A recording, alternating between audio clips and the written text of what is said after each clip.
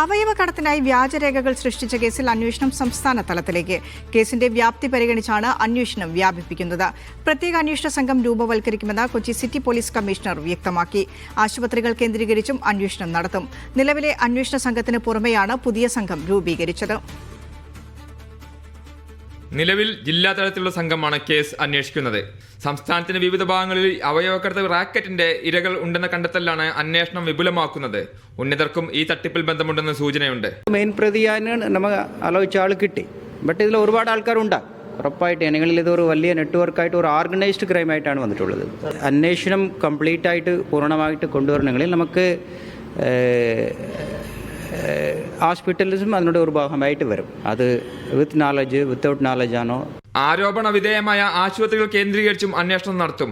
അവയവദാനത്തിലുള്ള മാനദണ്ഡങ്ങൾ പാലിക്കാൻ പോലീസ് ഉദ്യോഗസ്ഥരുടെയും MLA-മാരുടെയും MP-മാരുടെയും അടക്കം വ്യാജരേഖകളാണ് തയ്യാറാക്കിയിരുന്നത്. 2023 മുതൽ 2026 വരെ ഇത്തരത്തിൽ വ്യാജരേഖകൾ ഉണ്ടാക്കി നിരവധി അവയവദാനങ്ങൾ നടത്തിയതായും സൂചനയുണ്ട്. സംഘത്തിലെ മുഖ്യപ്രതി നജീബിനെ കഴിഞ്ഞ ദിവസം ഉത്തർപ്രദേശിലെ ഗാസിയാബാദിൽ നിന്ന് അറസ്റ്റ് ചെയ്തിരുന്നു. നജീബിന്റെ ഭാര്യ അടക്കം മറ്റ് 6 പ്രതികളെയും പിടികൂടിയിട്ടുണ്ട്.